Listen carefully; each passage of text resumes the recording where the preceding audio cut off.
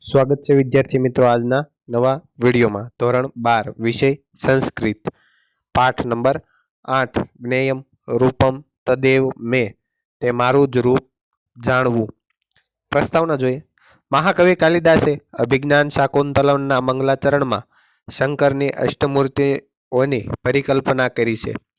આમાંથી પ્રેરણા લઈને સન ઈસવીસો 1981માં તૈયાર થયેલા ધોરણ 9ના પાઠ્યપુસ્તકનું અષ્ટમૂર્તિ અહમ શીર્ષકથી એક કાવ્ય સંપાદિત કરવામાં આવ્યું હતું.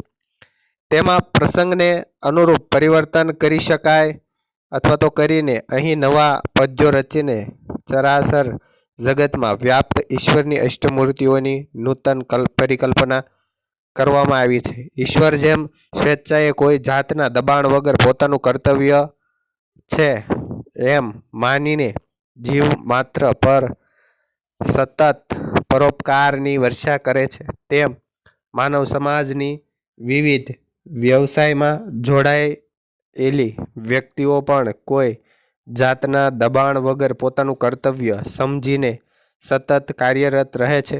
આ કારણે આ પ્રકારની વ્યક્તિઓ ઈશ્વરનું જ રૂપ છે એમ અહીં માનવામાં આવ્યું છે. પ્રથમ પદ્યમાં ઈશ્વર પોતાની સ્વરૂપની સ્પષ્ટતા કરે છે.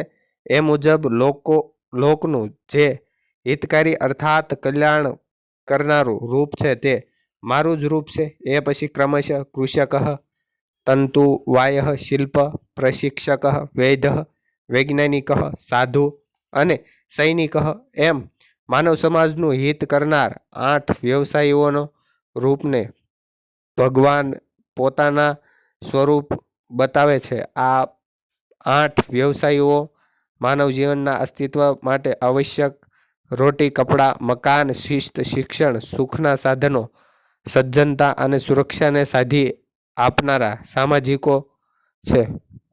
પ્રસ્તુત પદ્યોમાં એક બાજુ દરેક માણસને તેમના પ્રત્યેક આદરનો ભાવ રાખવાનો સંદેશ આપવામાં આવ્યો છે. બીજી બાજુ જે તે વ્યવસાયમાં જોડાયેલા વ્યક્તિઓને તેમનું કર્તવ્ય ઉચિત રીતે નિભાવવાનો ઉદ્દેશ પણ આપવામાં આવ્યો છે. પહેલા નંબરનું ભગવાન ઉવાચ, ભગવાન બોલ્યા, નાહમ વૈકુંઠ રાજ્યો અસ્મિ કૈલાસ સાધિપતિર્વા લોકાનામ હિતકારી યત જ્ઞેય રૂપમ તદેવ મે. ભગવાન છે એ બોલે છે, હે માનવો, હું વિષ્ણુ લોકનો રાજા વિષ્ણુ નથી કે હું કૈલાસનો સ્વામી શિવ નથી. જગતનું જે કલ્યાણ કરનારું રૂપ છે તે મારું જ રૂપ છે એમ જાણવું. બીજા નંબરનો શ્લોક. કૃષકાય એ કૃષિ કૃત્વા ધાન્યમ યચ્છન્તિ સ્વેચ્છયા ઉપકુર્વન્તિ જીવેભ્ય તસ્માત રૂપમ ત એવ મે. અનુવાદ. જે ખેડૂતો કૃષિ કાર્ય કરીને સ્વેચ્છાપૂર્વક અન્નને વહે છે, પ્રાણીઓ પર ઉપકાર કરે છે, આથી તે મારું જ રૂપ છે એમ જાણવું. ત્રીજા નંબરનું વસ્ત્રમ વયંતી લોકાનામ શીત તાપ નિવારકમ તંતુવાયા હિતે લગ્નાહ તસ્માત રૂપ ત એવમ મે. અનુવાદ. લોકોના ઠંડી અને તાપને દૂર કરનાર વસ્ત્રને વણે છે તે વણ કરો. લોકોના હિતમાં લાગેલા હોય છે, આથી તે મારું જ રૂપ છે એમ જાણવું. ચોથા નંબરનું રચયંતી નિવાસન એ વસંતી કુટીરે સ્વયં નિર્માતારઃ શ્રમ સ્નાતા સ્માત રૂપમ ત એવ મે. અનુવાદ. જેઓ પોતે ઝૂંપડીમાં રહે છે અને નિવાસો એટલે કે મકાનો બનાવે છે, મહેનતથી પલળી જનાર તે કડિયાઓ મારું જ રૂપ છે એમ માનવું. વિદ્યાદાને સદા રક્તમ સંસ્કાર છે સને તથા શિક્ષયંતી સમાજમ એ તસ્માત રૂપમ ત એવ મે. અનુવાદ. સંસ્કારોના સિંચનમાં અને વિદ્યા પ્રદાન કરવામાં હંમેશા લાગેલા રહીને સમાજને શિક્ષણ આપે છે, આથી તે શિક્ષકો મારું જ રૂપ છે એમ જાણવું. વ્યાધિનાશે સદા દક્ષા ભીષજ સ્વાસ્થ્ય રક્ષકાહ મોદયંતી જનાત નિત્યમ તસ્માત રૂપમ ત એવ મે. અનુવાદ. ડોક્ટરો એટલે કે વૈદ્ય સદા રોગનો નાશ કરવામાં કુશળ અને સ્વાસ્થ્યનું રક્ષણ કરનાર છે, હંમેશા લોકોને આનંદ આપે છે, આથી તે વૈધો મારું જ રૂપ છે એમ જાણવું. 7મા નંબરનો આવિષ્કારમ નવ કૃત્વા દુઃખમ પરહિત હરંતી યે પ્રયો વૈજ્ઞાનિકા સંતિ તસ્માત રૂપ ત એવો મેં. જેઓ નવા આવિષ્કાર કરીને માનવોના દુઃખને દૂર કરે છે, તે વૈજ્ઞાનિકો ભૌતિક સુખ સગવડના સાધનો આપનાર હોય છે, આથી તે મારું જ રૂપ છે એમ જાણવું.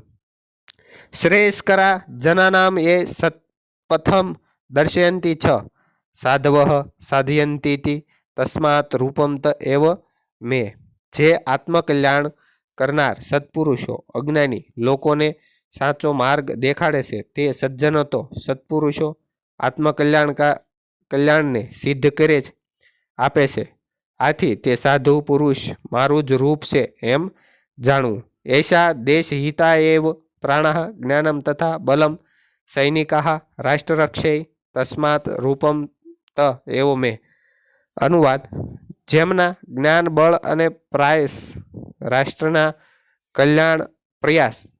કલ્યાણ માટે જ હોય છે, તે સૈનિકો રાષ્ટ્રની સુરક્ષા માટે હોય છે, આથી તે સૈનિકો મારું જ રૂપ છે એમ જાણવું. કૃષક તંતુવાયચ્છ શિલ્પસ્ય પ્રશિક્ષકસ્થા વૈધો વૈજ્ઞાનિક સાધુ સૈનિક ઇતિ વિશ્રુતા. અનુવાદ: ખેડૂત અને વણકર, કડિયા તથા શિક્ષક, વૈધ એટલે કે ડૉક્ટર, વૈજ્ઞાનિક, સાધુ અને સૈનિક એમ આ સૌ જાણીતા છે.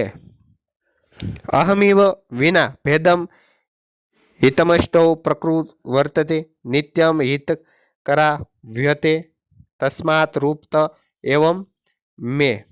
અનુવાદ: મારી માફક ભેદભાવ રાખ્યા વગર અથવા તો રાખ્યા સિવાય આ પાઠ વ્યવસાયીઓ કલ્યાણ કરે છે.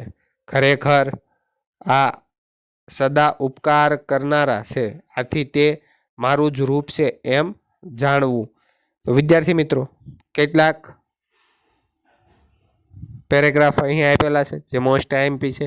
તસ્માત રૂપ ત એવ મેં નિત્યમ હિતકારાય વ્યતે પ્રેય શ્રેય સાધવ. તો વિદ્યાર્થી મિત્રો, વિડીયો ગમ્યો હોય તો લાઇક, શેર અને સબસ્ક્રાઈબ કરવાનું ભૂલતા નહીં. મળીએ આગળના વિડીયોમાં. આભાર, થેન્ક યુ, ધન્યવાદ.